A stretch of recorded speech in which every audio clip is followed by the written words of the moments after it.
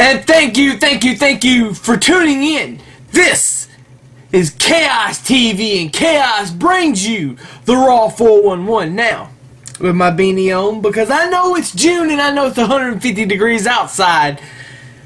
But Chaos is cool as a cucumber, as always. Now that the little joke is aside, we have 3 hours of Raw. How the hell am I going to get through all this in 6 minutes? Well, I'm timing myself and I've already wasted 35 seconds. So, let's see how far I can go, shall we? Alright, the show opens up, Miz talks, calls out Stone Cold, he comes out, tells Miz to shut up. Then he says, after he talks and rambles on for a little while, he says, alright, Miz, you and Riley need therapy, so you're going to be in Piper's Pit tonight. Match 1. Kane versus Alberto Del Rio. Alberto puts on the cross arm breaker and won't let go. Kane wins by DQ. Big Show runs and sprints out to the ring, which is amazing because he broke his leg 3 weeks ago. Well, they never said what it was, but you know, a car runs over any human being and they're out. Big Show takes a couple of weeks and he's back. Isn't life great like that? Wade Barrett, Ted DiBiase, Cody Rhodes versus Zack Ryder, Daniel Bryan, and Sin Cara. And by the way, I love the Sin Cara symbol that's behind him when he comes out. That's pretty awesome. Babyface is over in an okay 6-man tag match. Hornswoggle out shooting a gun. Truth comes out, beat down. Austin makes Truth and Morrison for later on tonight, which is funny because I thought Morrison was going to be out for a couple of months. I thought this injury wasn't just storyline. I thought it was for shoot. I thought he was really hurt while I'm watching this.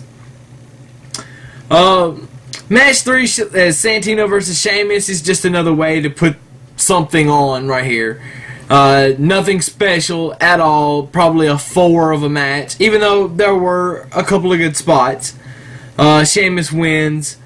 And he wins with the cloverleaf, which I have always referred to as the Texas cloverleaf because Dean Malenko is the one that made that move famous. Now, he didn't invent that move, but he made that move famous.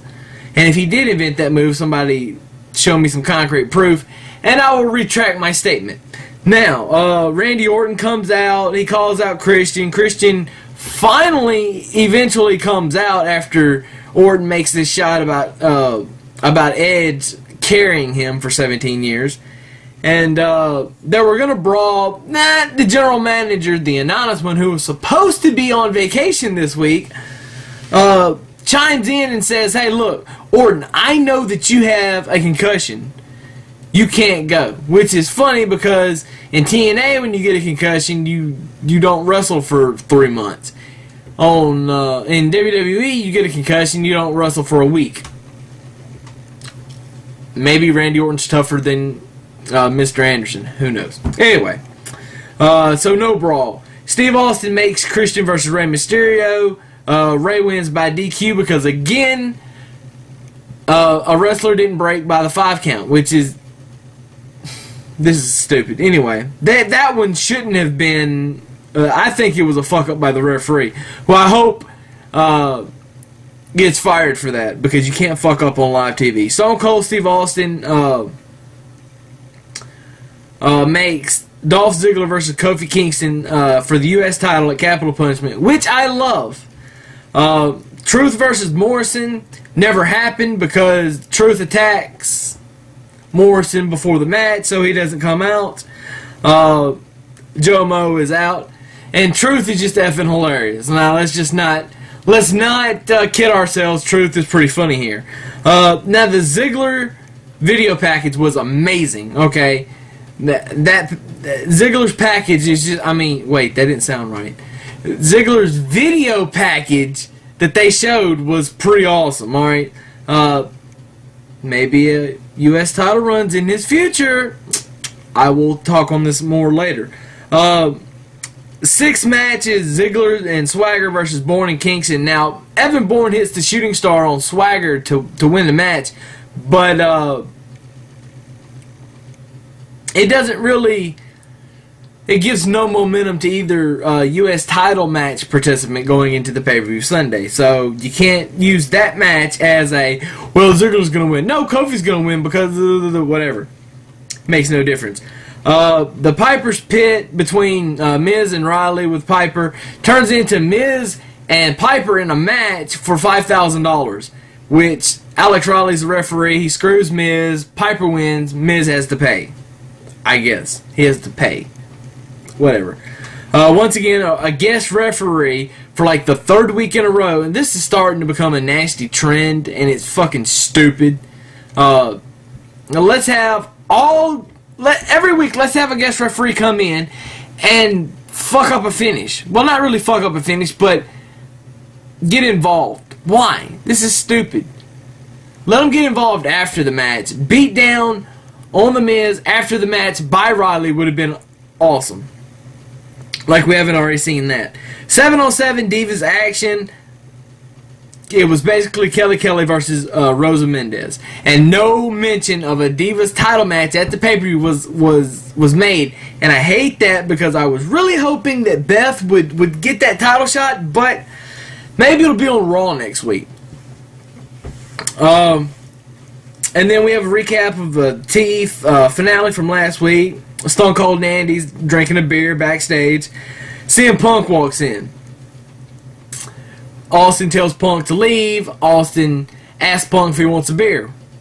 What? You want a beer? What? You want a shot? What? You want some liquor? You want a shot of liquor? Vodka? Anything. It's just funny. These two have such great chemistry that I've said it once, I've said it a million times. These guys have got to do an angle sometime. Steve's got to come back for one match, and if he does, it's got to be with CM Punk. There's nobody else that I think Steve could have a great angle with than CM Punk. I think it could be done with The Miz, and that's probably more of what they're going to push for, but I think with CM Punk, I really, really think that because CM Punk is already at that level that he could have a great match with anybody. The match with John Cena tonight was not bad because CM Punk carried the whole match. CM Punk can pull a great match out of John Cena just like he can anybody else. So, Punk ran over. John Cena versus CM Punk. Punk wins by the go to sleep, which I'm hoping is going to set up for Punk Cena at Money in the Bank. And then lead into SummerSlam between the two. Or maybe the Steve Austin match. I don't know. Anyway. The Raw, look, Raw was not that bad, but it wasn't that good either. Okay, for 3 hours, it just kind of left a funky taste in my mouth. It wasn't bad. It wasn't good. But it was just kind of funky. There was a lot of things I liked, a lot of things I didn't like. For time purposes, I'm not going to sit here and talk about what whatever, because I'd be here for, 2 hours, and the video would take forever to upload, and nobody would sit here and watch and listen to me for 2 hours. Well, probably 2 people would, but nobody else would. So, with that, I'm just going to leave it at that. By the way, I'm very disappointed. No Zack Ryder spotting at all on the show. They were in Long Island, WWE. You constantly prove why you suck. I'm not saying put him in a match and put him over. I'm just saying have him do something, man. He's at home. Anyway, deuces, Chaos is out.